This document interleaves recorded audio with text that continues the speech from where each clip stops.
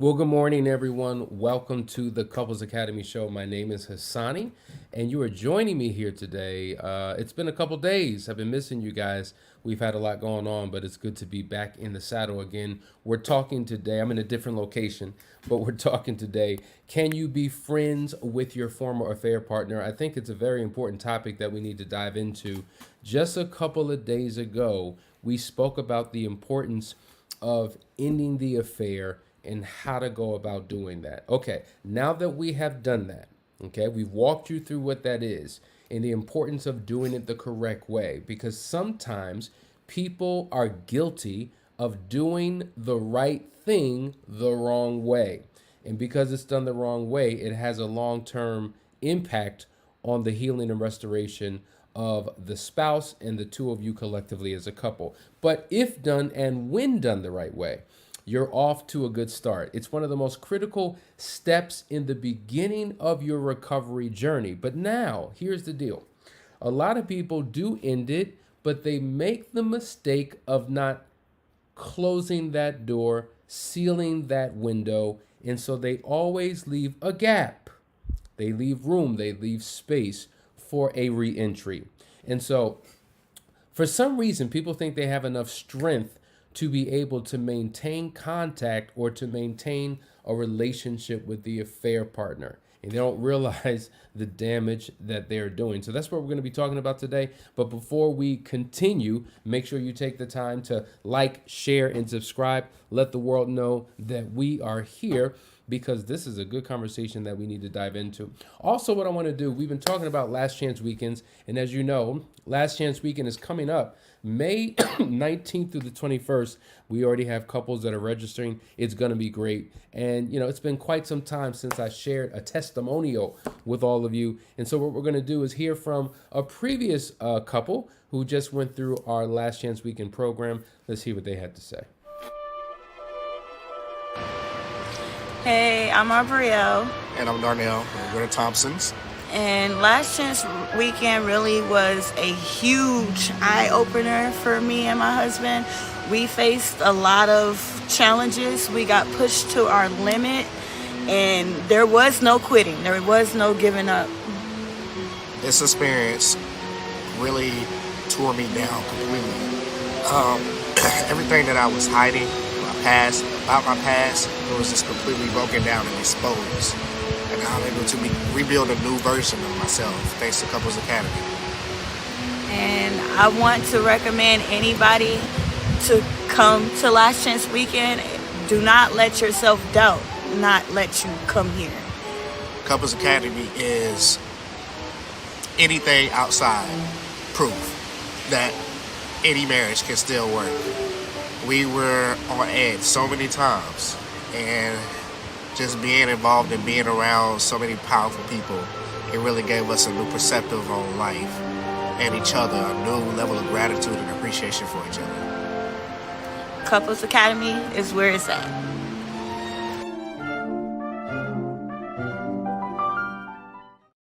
Couples Academy is where it's at. So where you at? You need to get down with us. So make sure you reach out to us, set up a discovery call, and register for the next Last Chance Weekend. All right, we're talking about can you be friends with a former affair partner? Let's just be clear here that the reason why it is so hard to break away is because oftentimes there is a chemical connection that one has with the affair partner. So a lot of people make this argument and they say, you know what? I don't love this person. I don't feel nothing for this person. I don't have any emotions for this person. It's just physical. It's just sex. We're just friends, whatever the case may be. And the reality is, while they were in it, it was a chemical connection. What do I mean by that? Well, for those individuals who swear up and down, there was no emotional connection, that they compartmentalized that aspect of their life, so it was just physical. Well, anytime you engage in anything, there's a chemical release. if you play sports, if you watch sports on television, if you eat food, if you go for a walk, if you're working, everything we do, we release chemicals. And so what happens is when you're in a physical interaction with another person, there are chemicals within you that are being released. And sometimes this chemical connection can form what? An addiction to a chemical high. Think about a person who's on drugs. They've been on drugs and they get caught up. They become addicted. And so in their mind, they're saying, it's my last hit, it's my last drink, it's my last. And they find themselves right back with that bottle, with that, whatever they're puffing on, whatever they're inserting into their arm, whatever it may be. They can't let it go. They become so attached to it. And so some would say, I don't have emotional connection with this drug. Okay, well, you have a chemical connection. It kind of reminds me of a movie way back in the day. I may be telling on myself, but there was a movie called New Jack City. Remember that movie? And in that movie, Chris Rock was playing a role. He was Pookie, and Pookie was a drug addict. If you remember, Pookie, he was in a Taj Mahal, and that's where all the other drug addicts would go, and they would smoke crack. And this was a very iconic scene. Remember the shirt with the flag on it? And in this particular scene, he's high, he's smoking the crack, he's a bass head, and he's constantly going back. Well, in the movie, Ice-T, who played a detective, had a heart for Pookie. And he wanted to not just arrest Pookie and throw him in jail, but he wanted to save this kid, to give him another chance. So what he did was he snatched him up and he threw him into a rehab facility. And it was in that rehab facility that he broke his addiction, that he went through a detox. And during that detoxification, this dude was, I'm telling you, he was in pain. He had sweats. He had fevers. He had headaches. His body was reacting because it was doing without this drug for a long period of time. But eventually he broke free from the addiction. So when we say you have to end the affair and then end all contact with the affair, the reason why you have to do that is because your body, your mind, your heart, your spirit, your whatever has such a pull and tie and connection to that when you go without it, the body reacts, the emotions react. And so this is why we say you got to establish a no contact contract. And so in the movie, he was good now. His mind was right. His heart was right. And he wanted to join Ice-T, the detective in the movie, to win the war against drugs. And so he said, listen, I want to go back. I want to work with you. Send me back into the Taj Mahal because I want to be able to free the people from what they're doing. Well, Ice-T felt that he wasn't ready. It's too soon. You just got out. You're not ready yet. You're not strong enough yet. If I put you back in this environment, it will be suicide. He convinced him and went against Ice-T's will and said that he wanted to go back into the Taj Mahal. So he went in and he got around those drugs again. And if you know the movie, you know what happened, right? He wound up there. But this is where he was. Here he is looking at the same drugs that he was on, that he was taking. And now he's involved in a scheme to free the people, gets caught up and ultimately dies. And that's exactly what happens, folks, when you reconnect, where you get back involved, when you choose to remain in contact with the former affair partner. You are doing harm not only to your spouse, but you're doing harm to yourself. And so in our conversation today, one of the first things I want to say is that you have to do whatever is necessary to break all contact and to break it permanently, not temporarily. We've seen too many of our clients get caught up where they so-called accidentally stumbled into a affair partner and all that they all the work that they did, healing themselves, getting to a better place, finding restoration with their spouse, all of it was lost with one interaction. And so that addiction, that craving, that longing came right back. And then they were tied and bound to that affair partner once again. And so sometimes you have to do extreme things. in order to break these connections. You can't be timid. You can't be, what's the word I'm looking for?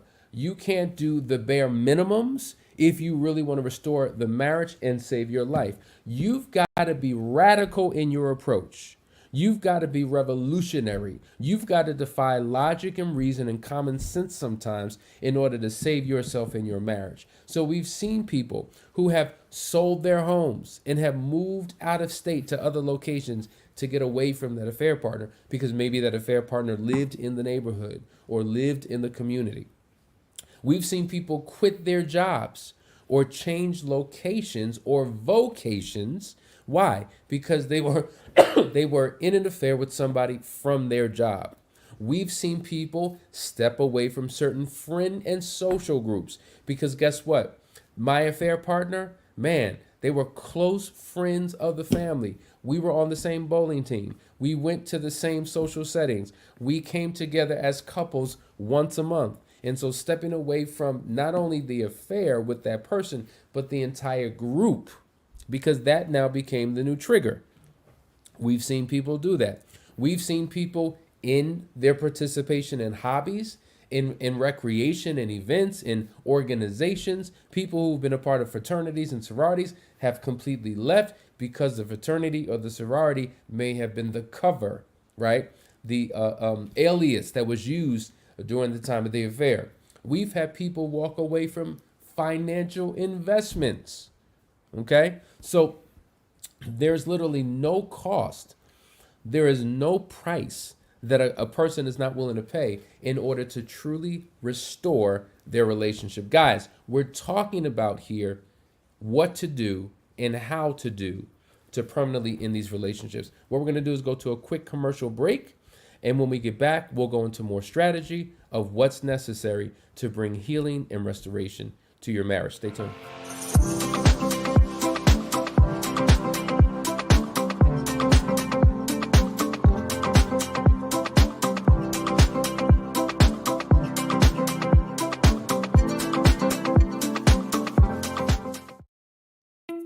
We're really excited about Foundation. It is a new group program where couples are gathering from all around the world twice a week, couples who just want to have a thriving, successful, amazing marriage. No really well-built house is built without a foundation. As a matter of fact, without a foundation, it can't stand. It would just crumble right into the ground. We are going to interview experts and other successful couples so that you can get a glimpse into the lives of other people who are doing what it is that you desire to do, who have and who are accomplishing what it is that you want to accomplish. And we also have over 500 videos available for you to watch of all of our teaching. Everything that we've ever done, every topic that we've ever covered will be accessible to you. So guys, if this sounds exciting to you and if this sounds like something you've been waiting for, go ahead and just give it a try.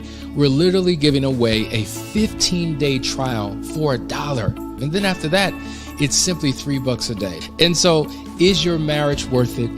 Is your future worth it? Join the community today. Just click that button and meet us on the other side.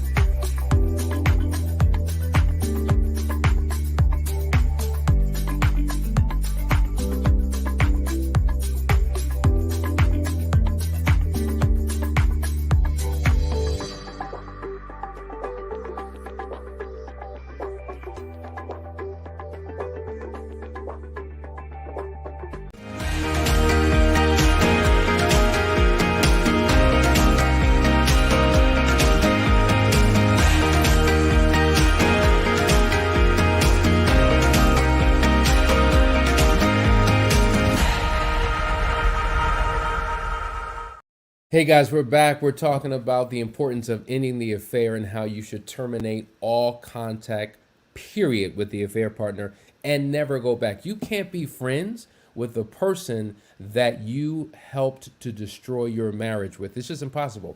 I want to read to you some quotes from a few books that really speak of the importance of severing these relationships once and for all. In the book, Surviving an Affair, by one of my favorite authors of all time, Willard Harley. He says, there is no good reason for the unfaithful spouse to ever see or talk to the former lover. There should be absolutely no contact.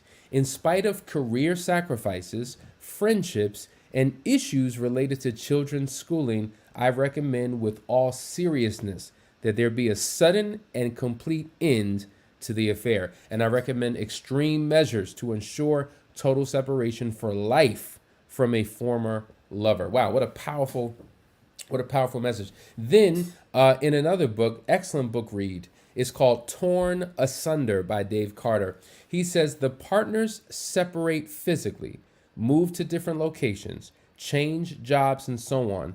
If such a decisive break is not made, the recovering unfaithful partner will be tempted to renew contact, continually running into, quote unquote, the partner damages trust and refuels the anger of the spouse who is trying to forgive and rebuild. But so we don't realize that we're sabotaging our relationships when we attempt to reconnect with an affair partner because somehow we think we're strong enough. See, because at the end of the day, we were good with each other. We didn't have a problem with each other. We were friends. I mean, we were coworkers. I mean, we served in ministry together. I mean, we see each other at the gym every time. There was never a problem. So what we're going to do, we're just going to end this relationship and just be friends. It is impossible. Why? Because you share something. See, once you've crossed a certain line, you can't go back.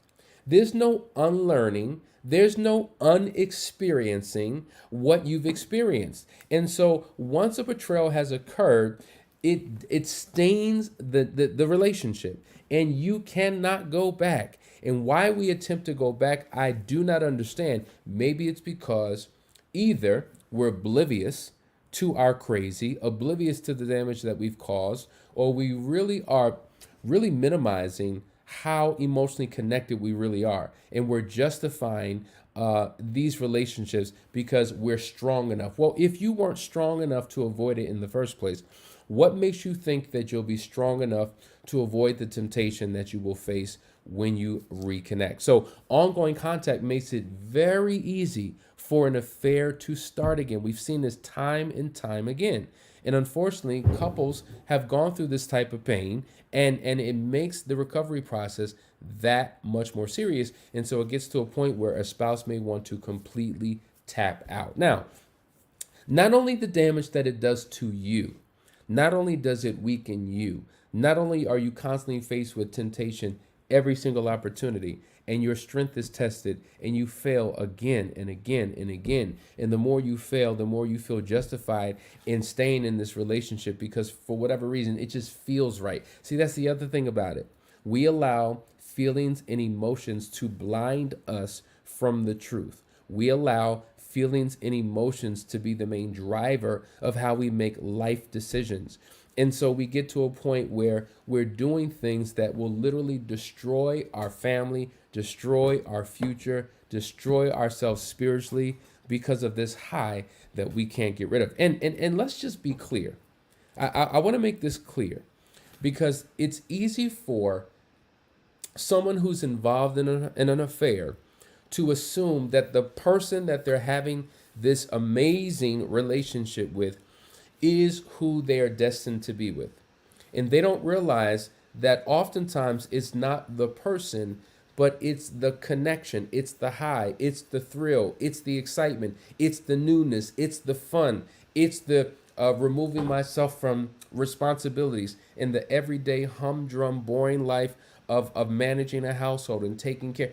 And so what happens is oftentimes they want to run off and have a life with this affair partner. And as soon as they make the decision to do that, and that affair partner becomes their primary partner in their life and in their relationship, those relationships are short-lived. Oftentimes, because it did not have the foundation to begin with. And a lot of it was predicated upon a lie. A lot of it was based upon a false pretense. And you're giving a person the best of you, but not all of you. But when you have all of that person, you begin to see the cracks. You begin to realize the realities of your decision. And this is why there is something called the dangerous partner profile. And the dangerous partner profile represents a person who you have an instant, strong attraction for, but they would never be someone that you would ever choose in a long-term relationship because they don't have the makeup. They don't have the stuff. And so everything about this person, in a conventional sense, represents them being the absolute wrong person for a long-term relationship, but quote unquote the right person in a short-term illicit affair where you do not have to do life with that particular person. So, going back, not only does it cause harm to you, but it causes harm to your betrayed partner, right? If you really care, if you really love, if you really have compassion for your spouse, you will do everything possible to protect them from further hurt and pain. But when you continue to go back, it literally slows down, stops, and brings to a complete halt their entire healing and recovery process. So breaking all forms of contact is good if you have a desire to help your spouse heal. If you don't have a desire to help your spouse heal and it's still all about you, then you need to have a different type of conversation. Now, let's talk about a very sensitive situation because there's many of you who have had affairs in the workplace because we know that the workplace has become a hotbed, okay, for infidelity, a hotbed. And so, listen, guys, if you're watching me, I'm hearing that there's some freezing going on. I don't know if on my end it's freezing or if it's slowing down, but we do have some weather conditions. But hopefully you're getting through this and you're hearing me. But in situations where you work with the person and you cannot leave your job, you're going to have to establish a process. You're going to have to establish rules of engagement of how you move forward. So let me walk you through what one couple did who had an affair with somebody on their job and they could not leave. They had to still remain. Well, one of the things that they did was they recreated the environment of their work. Okay. So it was no longer a trigger for the unfaithful nor for the betrayed spouse. One thing that was done, they took brand new pictures together as a couple. Took those pictures, framed them, put them on the wall, put them on the desk, so that when anyone came into that space, they realized that the presence of the spouse was there. It was for everyone to see, even the affair partner, okay?